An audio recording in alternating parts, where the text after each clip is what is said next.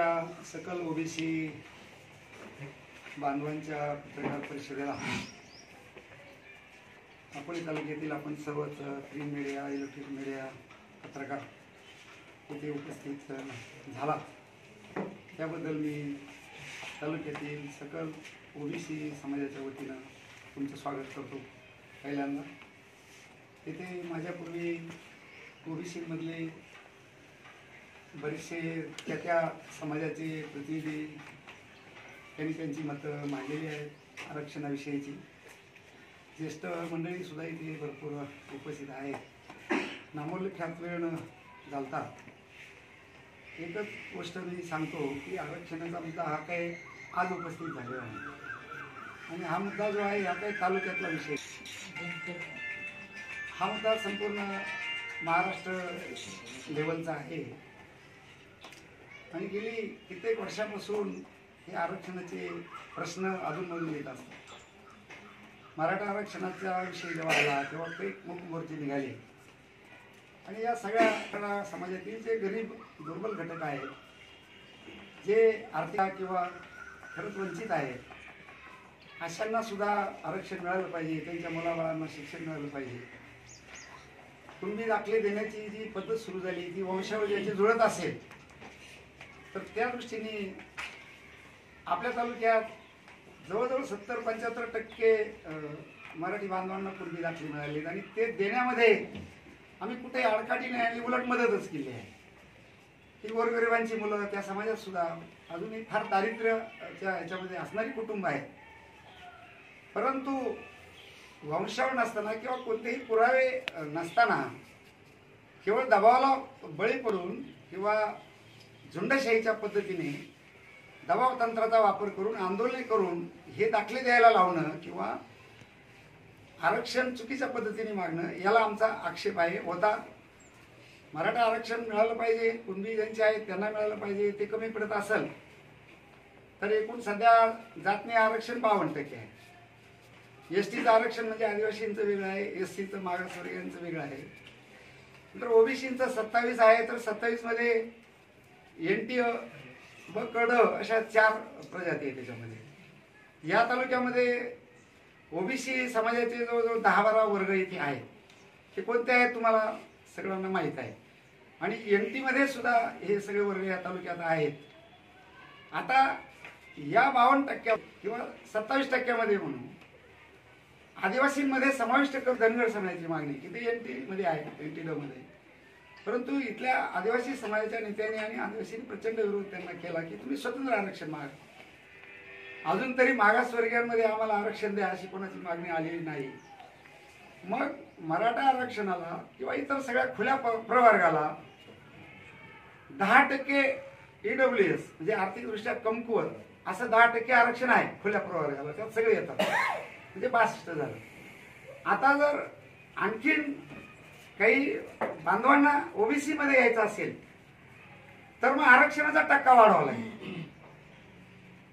एक तर ओबीसीचा टक्का वाढवा किंवा मराठा समाजाला स्वतंत्र आरक्षण द्या। त्यासाठी विधिमंडळाचा कायदा पास करून लोकसभेमध्ये पार्लमेंटमध्ये स्वतंत्र कायदा करून राष्ट्रपतीचे वटहुकूम काढावा लागेल, जसं तामिळनाडूत झालं आणि त्या दृष्टीने प्रयत्न झाला।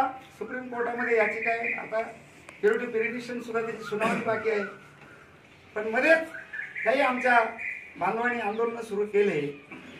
त्या आंदोलनामध्ये प्रचंड मोठ्या सभा झाल्या, मोर्चे झाले, तरी आम्ही सगळे ओबीसी बांधव त्या आंदोलनाला पाठिंबा दिला। कारण कायम गुण्यागोविंदाने एकत्रित इथं या तालुक्यात राहायचं आहे। या तालुक्यामध्ये सर्व समाज आतापर्यंत गुण्यागोविंदाने राहतात। शेजारी बांधाला बांध आहे, घराला घर आहे। व्यवसायाबद्दल सुद्धा जो विषय आहे, बारा बलुतेदारांचे जे व्यवसाय आहे ते व्यवसाय इतरही समाजातले लोक करतात आणि म्हणून व्यवसाय कुणी कोणता करावा हा त्याचा अधिकार आहे। परंतु या जाती सुद्धा ज्या पडल्या ना त्या व्यवसायातून पडलेल्या आहेत। व्यवसाय त्यांचा जो होता समजा त्याप्रमाणे त्या जाती पडल्या आणि मग त्यातून चातुर्वर्ण्य आलं, ब्राह्मण, क्षत्रिय, वैश्य, शूद्र। नंतरच्या काळामध्ये कुणी कोणता व्यवसाय करतं म्हणजे शेती व्यवसाय सगळे करतात, कपड्यांचा व्यवसाय सगळे करतात, वीटभट्ट्यांचा करतात, अनेक व्यवसाय सगळे कुणी कोणाचं स्वातंत्र्य आहे. परंतु 12 बलुतेदारांची संघटना मजबूत होण्यासाठी 12 बलुतेदारांना किंवा ओबीसींना कुणी बहुसंख्याने इतकं गृहीत धरू नये किंवा किरकोळ समजू नये म्हणून त्यांचे व्यवसाय ते आहेत त्यांचे. त्याच्यामुळं बहुजनांनाही ओबीसींची गरज पडते. ओबीसी सुद्धा बहुजनच आहे, परंतु विशेषतः 12 बलुतेदारांना मी म्हणतो की त्यांना इतरांची गरज पडते त्या व्यवसायामध्ये आणि इतरांना त्यांची गरज पडते. समजा एखादं दुकान कोणाचंही असू द्या, तिथे कर्मचारी वेगवेगळे याचे असतात किंवा त्या दुकानातून खरेदी केलेला लाभार्थी जो आहे तो विशिष्ट समाजाचा नसतो. त्यामुळे तसा भेद कधी या तालुक्यात झाला नाही आणि ती मांडणी करताना एका बैठकीमध्ये सर्वच वक्त्यांनी तशी मांडणी करतायत, आजही केली आहे.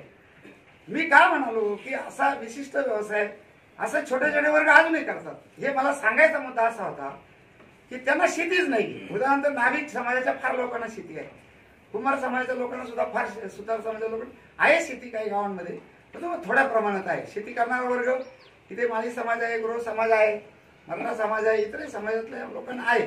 परंतु त्यांच्या पोट पाण्यासाठी व्यवसाय करण्यास कोणावर तरी अवलंबून राहावं लागतं, डिपेंड राहावं लागतं. आणि म्हणून इतकी समाज रचना तालुक्यातली घनिष्ठ आहे ती. म्हणून मी म्हणलो बा आमचे लोक हे करतात ते करतात, परंतु कोणाला हे देऊ नका ते देऊ नका किंवा कुणी कोणावर बहिष्कार टाका असं वक्तव्य कुठे मी केलेलं नाही. हा पहिला खुलासा कुतूरच्या बैठकीमध्ये. त्याच्यामुळं आणखीन काय मुद्दे पुढे आले. आता सध्या सर्वे चालू आहे. सर्वे जो चालू आहे त्या सर्वे मध्ये जो मराठा आरक्षणासाठी जो आयोग नेमलेला आहे त्या आयोगाने शासनाने काही प्रश्नावली तयार केली. त्यात अनेक प्रश्न आहे, 150 अतिशय किचकट प्रश्न येते की ती सामान्य गरीब माणसं त्याची उत्तर देऊ शकत नाही असे ते प्रश्न आहेत. तुमच्या घरातील सदस्य शौचास कुठे जातात हा एक प्रश्न आहे आणि मग उत्तर काय असेल त्या माणसाने तिथलं द्यायचं. अनेक प्रश्न आहेत, मी बाकीचं काही सांगत नाही, फक्त ऑब्जेक्शनेबल. परंतु माझ्यावर जी काही टीका झाली त्यात स्त्रियांविषयीचं एक झाली. 116 प्रश्न असा आहे की तुमच्या समाजात विधवा स्त्रियांना मंगळसूत्र घालण्याची अनुमती आहे काय, आणि तुमच्या समाजात विधवा स्त्रियांना कपाळाला कुंकू लावण्याची अनुमती आहे काय, तुमच्या समाजात व्यवसाय डोक्यावर पदर घेतला पाहिजे अशी बंधन आहे. हा प्रश्न आहे, हा सरकारचा प्रश्न आहे, आमचा नाही. उत्तर त्यांनी द्यायचे. कुणी प्रश्न विचारणारा हा सरकारी कर्मचारी, सरकारने करून दिल्या प्रश्नांना आणि उत्तर त्या लोकांनी द्यायचे आहेत असा तो उल्लेख झालेला आहे माझ्या बोलण्यातून. त्याचा विपर्यास केला गेला.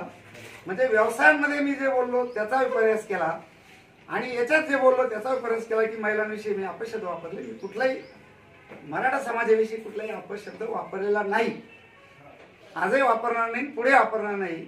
महिलांविषयी वापरला नाही, तशी माझी संस्कृती नाही. जे काय चाललंय हे भांडण जे आहे आमचं, हे भांडण सरकारशी आहे की तुमचं आरक्षण जे मागताय ते आरक्षण, आमचं आरक्षण जे आहे या आरक्षणाचा टक्का वाढवा मग त्यांना याच्यातून आरक्षण द्या. पण सरलाट सर्वांना आरक्षण सरसगट आरक्षण द्या आणि ती ओबीसीतूनच द्या अशी मागणी जेव्हा जरांगे पाटलांची आली आणि मग तिथून पुढे आम्ही त्या आंदोलनाला पाठिंबा दिलेले आम्ही ओबीसीचे लोक प्रमोद आम्ही असं काही एकमेकात राहणारी माणसं आहोत. आम्ही त्यातून काढता पाय घेतला. तुम्ही आमच्या ताटावरचं जर हिसकावून घ्यायला आले असतील तर मग आमचा त्या आंदोलनाला पाठिंबा नाही. चुकीच्या पद्धतीने ते सगळं भरकटतंय म्हणून छगन भुजबळ साहेबांनी संपूर्ण राज्यात ती भूमिका घेतली. ओबीसींच्या सर्व नेत्यांनी ती भूमिका घेतली. एकटा भुजबळ साहेबांनीच नाही तर अनेक ओबीसींचे नेते आहेत त्यांनी तीच भूमिका घेतलेली आहे. जी भूमिका वरून आली ती जिल्ह्यातले आणि तालुक्यातले आम्ही लोकांपुढे मांडतो, याच्यापेक्षा वेगळं काही मांडत नाही. आणि मग नको ते आरोप सुरू झाले. भुजबळ साहेबांना सुद्धा नको ते गंभीर आरोप सुरू झाले. त्यांना अतिशय अश्लील भाषेमध्ये टीका टिप्पण्या झाल्या. मी जरांगे पाटलांचं नाव घेणं इतका मोठा नाही. ठीक आहे, त्या माणसांनी एक मराठा समाजाविषयी, एक छोट्या वर्गाविषयी मोठं आंदोलन उभं केलं. समाज त्यांच्यात आकर्षित झाला म्हणजे काहीतरी त्यांच्याकडे गुण आहे. त्यामुळे मी त्यांच्याविषयी अनादर व्यक्त करत नाही. मी एकेरी भाषेत जरी त्यांच्याविषयी बोललो असेल तरी मला त्यांच्याविषयी आदर आहे. तो एक शब्द. आणि भुजबळ साहेबांविषयी जे बोलणारे लोक आहेत ते सुद्धा भुजबळ साहेबांनी ते मोठे नाहीये. त्यांचं सुद्धा फार मोठं योगदान समाजासाठी आणि राज्यासाठी आहे. म्हणून भुजबळ साहेबांविषयी सुद्धा कोणी काही बोलू नका. आम्ही काही कोणाविषयी बोलणार नाही. आम्ही काही चुकीचं बोललेलो नाही. आरक्षणाचा टक्का जो आहे तो फक्त वाढून द्यावा. आणि याच्यामध्ये आमचं जे संघटन चालू आहे ओबीसीचं, हे ओबीसीचं संघटन आम्ही जर करू लागलो तर तो आमचा अधिकार आहे ना. म्हणून मी काय बोललो की आतापर्यंत तालुक्यात गेली 40 वर्ष मी संस्थात्मक काम केलं, रचनात्मक काम केलं, पक्षीय काम केलं, निवडणुकांचं काम केलं, सहकारी कारखानदारीत काम केलं, पाटपाण्याच्या प्रश्नावर काम केलं. हे जनतेला माहित आहे आणि ते मान्य करतात. परंतु काही मित्रांनी मला असं सांगितलं की तुम्ही ओबीसीची भूमिका घेतात कशाला, नंतर इतर लोक काम करत नाही का? माझं म्हणणं ते करतात सगळे. मी कोणाविषयी अपशब्द वापरलेला नाही. एका मित्रांनी तर सांगितलं, कोणीतरी बूट काढला म्हणे साहेबांनी. अजिबात नाही. बूट ज्यांच्यावर काढला होता सगळ्या तालुक्याला माहिती आहे. मी उलट ते मध्ये पडून ते भांडण सोडवलं माणूस आहे. काही जण म्हणतात यांना लग्नाला बोलू नका. म्हणजे मी मराठा दिवशी आहे, मराठा विरोधक आहे असं खलनायकी पात्र माझं उभं करण्याचा काहींचा प्रयत्न आहे. मी मराठा समाजाच्या विषयी मी कधी अनादर नाही. मला आम्ही एकमेकात राहिलो आहे. आणि काहींचं म्हणणं असेल की मराठा समाजाच्या मतामुळे मी संस्थांमध्ये जातो, राजकारणात जातो. ठीक आहे, मान्य आहे ना मला. मी ओबीसी जरी असलो तरी मला सगळे समाज मतदान करतात. परंतु पेनाल असतो. पेनालमध्ये सगळे एकमेकाची मतं गुंपलेली असतात. एका समाजाची मतं नसतात, सगळे गुंपलेली असतात. पेनालचं नेतृत्व आमचं ज्यांनी केलं त्यांनी जर मला सांगितलं माझ्या चेअरमननी किंवा पेनालचं नेतृत्व करणाऱ्यांनी की तुम्ही आता राजीनामा द्या, तर मी देईल ना राजीनामा. कुणीतरी सांगताय ज्यांचा काही संबंध नाही अशी मंडळी सांगतात म्हणून मी नाही देणार. आणि काय त्या पदांमध्ये स्वारस्य राहिले आमच्यासारख्या कार्यकर्त्यांना? काय ओबीसींना मिळणार आहे इथे काय आमदार होणार आहे आम्ही? इथे काय खासदार होणार आहे आम्ही झालो तर काय बाळासाहेब कारखान्यात काही काळ होते, त्यांचे वडील काही काळ होते, काही काळ मी होतो, प्रमोद नगरसेवक आहे. याच्या पलीकडे काय? फार तर दूध सांगत, फार तर खरेदी सांगत, इतर काय आहे ओबीसीच्या वाट्यात? आणि म्हणून मराठा समाजाचा मी कधी अपशब्द केला नाही, वापरला नाही, करणार सुद्धा नाही इथून पुढे. आणि म्हणून जरांगे पाटलांविषयीच्या ज्या काही गोष्टी आहेत किंवा जे बोललोय त्याच्याबद्दल ते शब्द मी मागे घेतो. मी पुन्हा असं कधी काही बोलणार नाही. त्यामुळं मराठा समाजात त्यांना मानणारे जे कोणी असतील, कारण छत्रपतींचा वारसा आम्ही मानतो ना, शिवछत्रपतींचा वारसा आम्ही मानतो. छत्रपतींनी सुद्धा 12 बलुतेदारांना, सर्व छोट्या छोट्या वर्गांना नेऊन स्वराज्य निर्माण केलंय. डॉक्टर बाबासाहेब आंबेडकरांनी घटना दिली, त्या घटनेप्रमाणे कामकाज चालू आहे. हे जे आरक्षणाचं जे आहे ते घटनेप्रमाणे आहे. छोट्या छोट्या वर्गांना जे आरक्षण दिलं पाहिजे डॉक्टर बाबासाहेबांनी ती घटना लिहिली. तुम्ही ज्या मागण्या चुकीच्या कायद्याला धरून करत नाही त्या सगळ्या तुम्ही झुंडशाहीचा वापर करून कायदे तुम्ही जे करताय, रात्रीतून काहीतरी GR काढताय, रात्रीतून काहीतरी देतात, सरकार ते पाहिजे. आम्हाला त्याच्यावर काही बोलायचं नाही. परंतु ओबीसीला न दुखावता, त्यांच्या ओबीसींच्या धक्का न लावता तुम्ही खुशाल काय करायचं ते करा, एवढं आमचं म्हणणं आहे. आणि कालच सीएम एक बोलले तर डेप्युटी सीएम दुसरं बोलतात, आणखी तिसऱ्याने ते तिसरं बोलताय का मीच बोलत नाही, राज्यातले लोक बोलतात. ही भूमिका सर्व जाहीर आहे. ही भूमिका मी मांडतो. आणि ओबीसीचं संघटन पर्यायाने 3 तारखेला नगरला मोर्चा आहे मोठा, ते करण्यासाठी आम्ही काही 4-5 बैठका घेतल्या. एवढं सगळं झालं. काल दिवसभर वादळ चालू होतं व्हॉट्सअपला वगैरे. मला काही शिवीगाळ केली, माझ्या एका मित्राने शिवीगाळ केली. मित्रच म्हणतो मी त्याला. त्याच्या बुद्धीची कीव करायची वाटते की आपली अशी संस्कृती नाहीये शिवीगाळ करून किंवा माझ्या आईच्या नावाने शिवीगाळ. माझी आई आहेत नाही.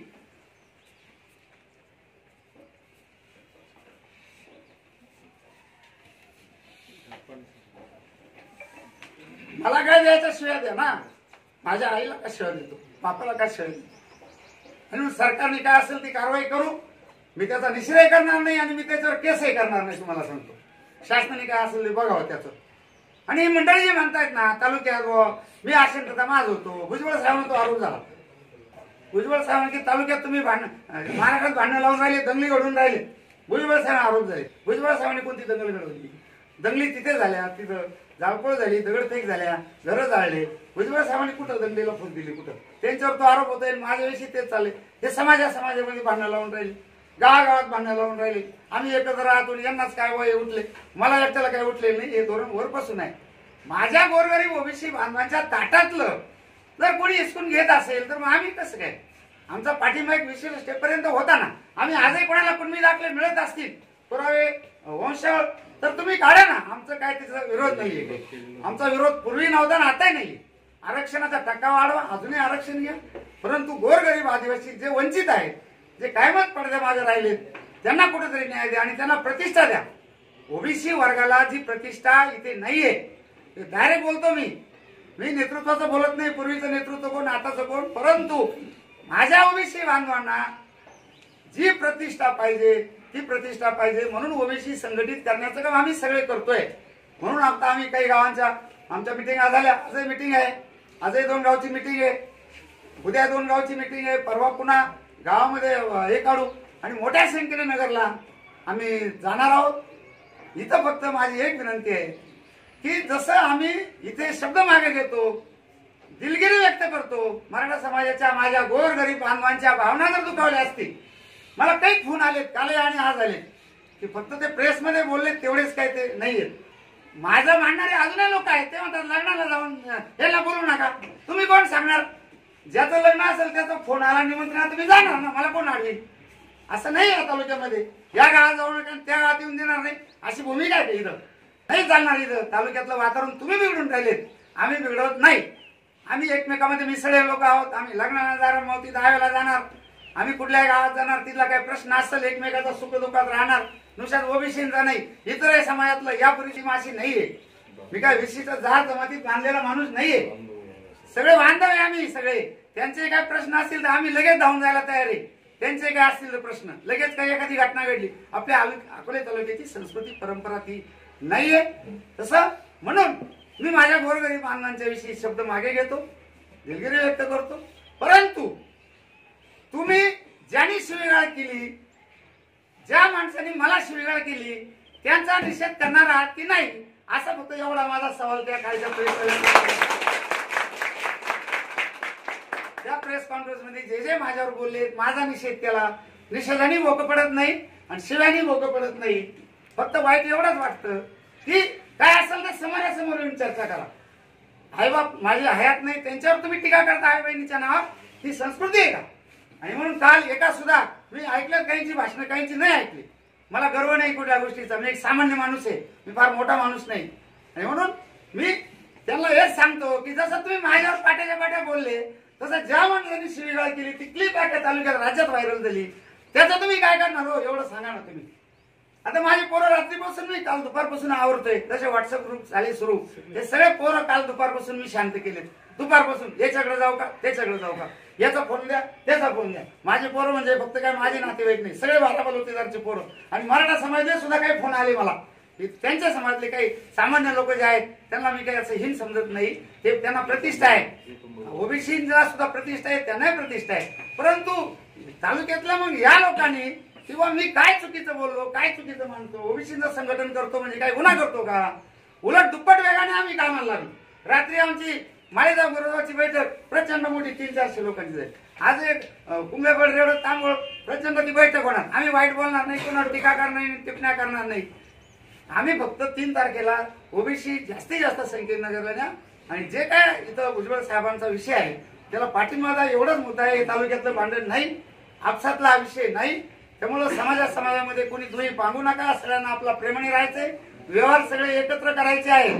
सगळे व्यवहार कुणी कोणावर बहिष्काराच्या भाषा आम्ही वापरल्या नाही, चुकून वापरली नाही भाषा, तसं नाहीच आहे. तुम्ही वापरू नका, कुणी नाही. सगळं प्रेमाने गुन्ह्याविरोधी राहू आणि आपले प्रश्न ओबीसीच्या आरक्षणाचे प्रश्न, तुमच्या आरक्षण प्रश्न मार्गी लावू. मराठा आरक्षणाचे बी आहे, ओबीसीचं आहे, ते मार्गी लावू. ही भूमिका आमची आहे आणि ती भूमिका आमची त्या ठिकाणी ठेवतो. मुस्लिम समाजाचा सुद्धा किंवा इतर तांबोळी समाज तर ओबीसीच आहे. तांबोळी आणि हे कायची ते ओबीसीच आहे, मणियार ओबीसीच आहे. त्यांना सुद्धा याचा तोटा होणार नाही का? या ताटामध्ये जर 100 माणसांची बुंदी शिजून पातेल्यात आणली, त्याच्यात जर 100 माणसांपैकी जर 200 माणसं वाढवली तर बुंदी कमीच होईल ना ती. आणि म्हणून हा लढाई फक्त, याच्यापेक्षा बाकीचं काही नाहीये. आरक्षणाचा विषय, टक्का वाढ एवढाच विषय आमचा. त्यामुळे काही लोकांनी जो चुकीचा विपर्यास केला तो काही बरोबर नाही. मला त्यांच्या प्रश्नाला उत्तरं द्यायची नाही. मी त्यांच्या उंचीचा नाही, मी किरकोळ माणूस आहे बाबा. ते मोठी माणसं आहे सगळे. हा, मी सामान्य माणूस आहे, मला त्यांच्या प्रश्नाची काही उत्तरं द्यायची नाही. पण ज्यांनी शिवीगाळ केली त्यांचा सुद्धा तुमच्या पातळीवर तुम्ही त्याला समज देण्याचा बंदोबस्त करा. म्हणून मी आजच्या दिवस माझ्या पोरांना सगळ्यांना सांगितले, रात्री म्हटलं तेव्हा कचेरीत जायचं, निवेदन द्यायचं, केस करायची, मला काही करायचं नाही. मी माझ्या कार्यकर्त्यांना सांग काही करायचं नाही, वातावरण वाढवायचं नाही, आपलं वातावरण शांत करायचं आहे. म्हणून आज आपण प्रेस समोर इथं आलो आणि बोललो. उद्या परवा 2 दिवस 3 तारखेच्या एल्गार मेळावा सगळे ओबीसी बांधवांनी आता पेटून उठून जाती जसं ताकदीने नगरला सगळ्यांनी अकोल्यात जमायचं. अकोल्यात तिथं रॅली काढायची, रॅली काढून मग नगरला घोषणा देत जायचं. कोणाच्या विरोधात घोषणा द्यायच्या नाही, कुठल्या समाजाविषयी बोलायचं नाही. फक्त ओबीसी बचाव, हम सब ओबीसी एवढीच एक घोषणा द्यायची आणि सर्व प्रश्न शांततेत सोडून घ्यायचे एवढंच या ठिकाणी मी सांगतो। तुम्ही सर्वजण सर्व कार्यकर्ते सगळ्या समाजाचे आणि तुम्ही आले म्हणून मी पुन्हा एकदा तुम्हाला धन्यवाद देतो आणि थांबतो। पांडे साहेब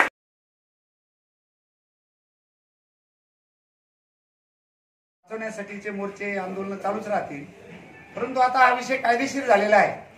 कायदेशीर याचा अर्थ हा जो काल तिथे सीएम साहेबांनी जो काही तिथे नोटीस वाजवा तिथे ते पत्र दिलं यांना जरांगे पाटलांना आणि त्याच्यानंतर त्याच्यावर हरकती मागवल्या इतरांच्या सर्व, तर ओबीसीनी त्याच्यावर हरकती नोंदवायच्या आहेत सगळ्या, तर त्या हरकती 16 तारखेपर्यंत मुदत आहे।